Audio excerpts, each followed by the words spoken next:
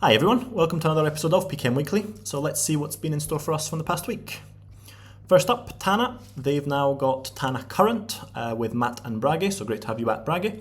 And this is a bit of a replacement to the office hours, and it's really just to see what's been currently happening within Tana. And that looks at the recent releases, upcoming features, tips, tricks, and happening from the community. So in this episode, they do look through a number of things, and there is offline mode being talked about quite often. So definitely worthwhile checking this one out just to see what's being said about that and if there's any insight on the release date. So some great stuff from the Tana team on that one. They've also got Tana for students. So if you're a student or you know of a student, definitely point them out to the Student Hub template. And through the template, what you can do is track courses, record and transcribe lectures, draft assignments, and use AI to extract readings and summarize highlights. And definitely worthwhile having a look through the detail of it. And you can see it here, what it does, and some of the things that the Tana team has implemented from a student perspective. So great stuff from that one. And maybe more importantly is that they're now offering a 50% discount on all Tana plans for students. And to avail that, what you just need to do is email student@tana.inc from your student ID or your student email, or attach a valid form of student ID to get verified. So just make sure you do that to avail the discount of 50%. So some great stuff from the Tana team. And also, if you want a bit of a more if you're a student approach, definitely check out this video from Brage on Tana for Students, the best AI-powered studying app, who gives lots of insights of how you can up your game in terms of learning. So great stuff, and thanks to the Tana team for that one. They've also got a Tana live build, so this is just carrying on from the live build sessions of the past few weeks, and this time they're going to look at the effective executive and looking at capturing raw meeting inputs, categorize them in various different forms, and also use AI to expand decision options and implications on each. So it's a 60-minute session from start to finish, and they're going to build it live with everyone on board. And that is happening next Wednesday, September 10th at 1 p.m. Central European Time. And to sign up, you just need to click on the Google Meet here, sign up, or do check out the recording, which is usually posted a couple of days after the session. So that was it for Tana. Now on Obsidian, so if you are still unsure of the power of bases, what they are, what you can do with them, definitely check out this thread by Nick, who goes through in 7 posts, tweets. It's a really big deal. And goes I didn't quite understand the very why. beginning, the very basic, what is a base is, how to implement them, how to create one, to the more nitty-gritty of switching between list and card view, dynamic links, various different examples of bases that he's got from his notes, some of the mindsets, and what you can do with them, and a bit of FAQs at the end. So definitely worthwhile having a look through this thread to really up your game with the Obsidian bases. Mike has also done a 10 essential PKM lessons from their time of using Obsidian for about 5 years or more. And in it, he basically goes through and says, what are the 10 things that I wish I knew earlier, or that I would go back and tell my younger self to save countless hours of pain, basically, and what would help him to get the most out of his notes and ideas in a PKM system a lot sooner than he's achieved now. So it is based on Obsidian, but it is not Obsidian specific, or at least not all of them are Obsidian specific. So if you are using a different app, definitely worthwhile checking them out, because there is a lot of great insights into it. So thank you very much, Mike, for posting that one. There was a few Reddit posts of interest this week. One is, I'm addicted. Obsidian is actually amazing for writing books. And OP seems to be basically writing a book. It's got what, book content, part 0, part 1, part 2, and I'm sure a few more. And it basically goes through 1.6 thousand upvotes, 126 comments. So definitely worthwhile if you are thinking of writing a book or want to know more about writing a book in Obsidian. Definitely do check this out, because there's a lot of great insight into this Reddit post. Next up was a Dungeons & Dragons world building. So this is one that if you want to up your game with D&D, follow this, and there's something called Chronicler, where you can basically run it side by side with Obsidian, point it to the same vault, and it will basically create a world building wiki for your D&D adventures. So if you are wanted to know more, definitely do check this out. Lots of great comments and upvotes on this post, so I'm sure it can make your life a lot easier as well. And last up was a disaster that's taken place. So this was a post from OP that they've been using Obsidian for about 2 years to structure and improve their workflows and notes, but this morning, a few days ago, he received a notification that the program's been flagged as shadow IT by his IT company, or by the IT department from his company. And he basically says, you've got access to one note, that should suffice. So obviously as an IT department, don't know much.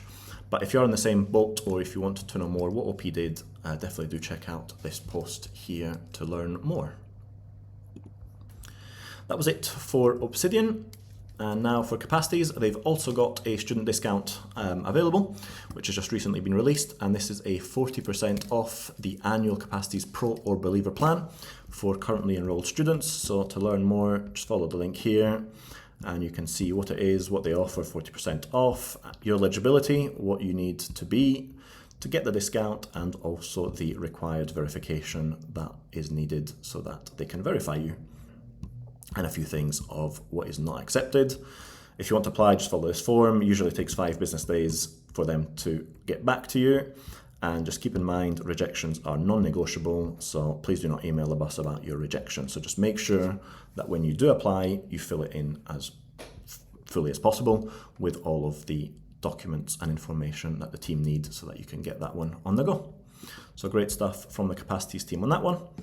And also there was quite a long article about Capacities for academia, so using Capacities as a research tool. So it goes into the detail.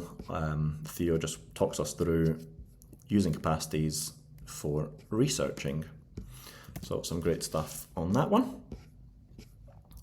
Logseq, a couple of things on Logseq this week. So how OP is preparing their Logseq graph for the database version and why it might be a good idea for you to do the same thing.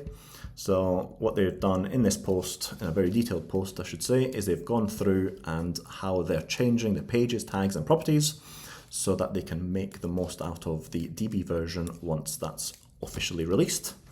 And it goes through some of the pages, what he's done, some of the tags, properties, and the changes that they have implemented, so that then when the DB version is officially released, it should be a quick migration so that he can get the most out of his notes and not have to waste time down the line. So definitely worthwhile checking out this one if you are also thinking of using the Logseq DB version. Another one was Tana to Logseq. So OP, there was a post in Discord about considering a move to Tana, from Tana to Logseq, and they're just seeking advice on migration and long-term viability. Basically their background, they're a law student building a structured database with lots of links between different cases, super tags, and they want to use tags quite extensively, and also they use multiple devices, Windows, Mac and mobile. And the dilemma is really, they used Tana, loved it, but they're worried about long-term vendor lock-in, and I might also add end-to-end encryption not being available within Tana is not great. So they've now looked at Logseq DB and whether it's a viable alternative for that. So if you've got any thoughts, do check out the link here and see what others have responded, or if you've got any thoughts about it, please do post them, as I'm sure OP would love to hear back. Next up is Memotron. So I've not posted about this one in a couple of weeks. This is the open source personal knowledge management app. If you haven't checked it out before, do check it out. It's got a lot of quality features to it.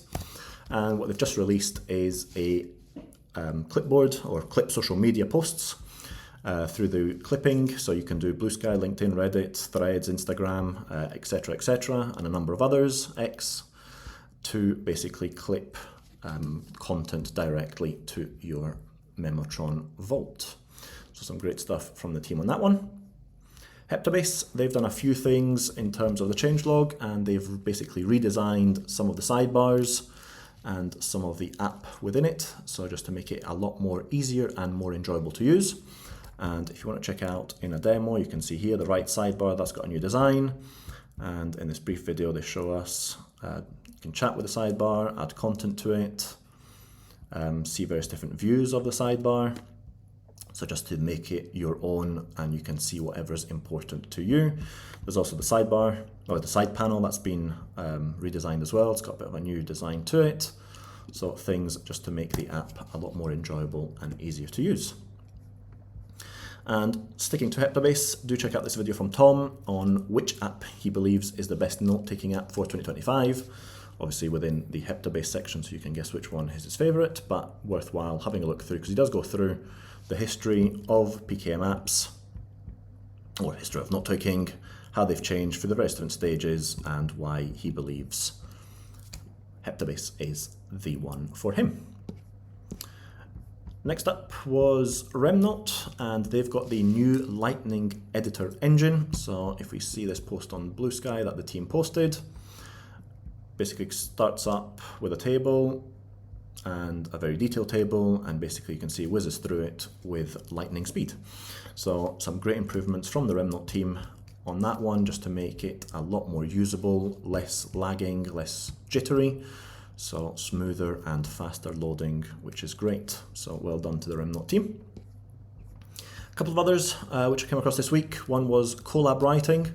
So if you want an easy way to save and organize your insights, a la Readwise or Raindrop, if you will, you can check out Collabwriting. It does allow posts and content from web pages, PDF, Reddit, X, LinkedIn, YouTube, etc., and you can see it here, how it works.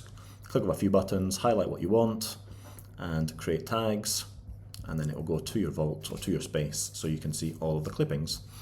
It is available on Chrome and Edge as a plugin, or as an add-in. Pricing very reasonable. They've got a free or a $15 a month, or $150 per year plan, so well worthwhile having a look through this app if you are a person who collects quite a lot of information from the web.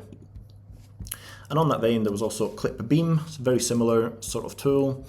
You can clip a lot of everything, a lot of things from the website, from the internet, and basically organize your digital life, effortlessly capture, search, and rediscover everything at the click of a few buttons.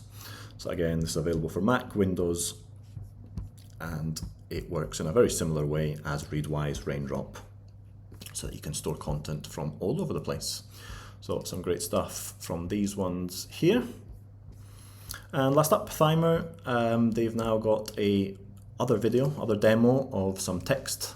Smooth, what you see is what you get. So you can add some rich elements like plain text or not. But unfortunately there is still no release of the app or no indication of when it might be released. So hopefully we will be able to enjoy this at some point. So that was it for this week. Thank you very much for watching, and I shall see you next week. Bye.